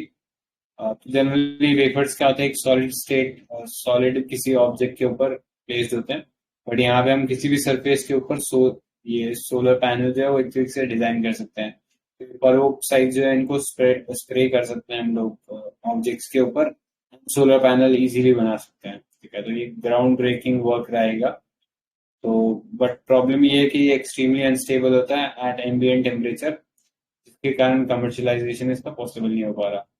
Next, biojet fuel policy. तो CSIR का ये जो IAP जो लैब है उसने ये अपना एक बायोजेट फ्यूल बनाया, उसको अप्रूव कर दिया गया for use in Indian air force. तो अभी ये बायोजेट फ्यूल जो है ये बनाते कैसे हैं, तो ऑर्गेनिक सब्सटेंसेस होते हैं like cooking oil, tree born oil, oil seed crops, तो इनके थ्रू हम लोग बनाते हैं।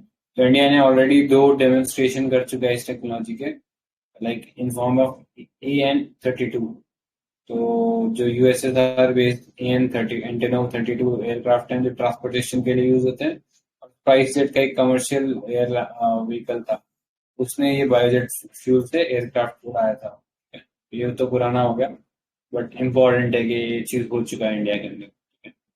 तो ये था। तो विद दैट आज आई थिंक आज के लिए यही स्टॉप करते हैं। बाकी वाला जो टॉपिक है वो नोबेल प्राइज वगैरह है, तो वैसे एक बार हमने डिस्कस करा हुआ है। ठीक है, सिर्फ कुछ और ऐड करना है क्या?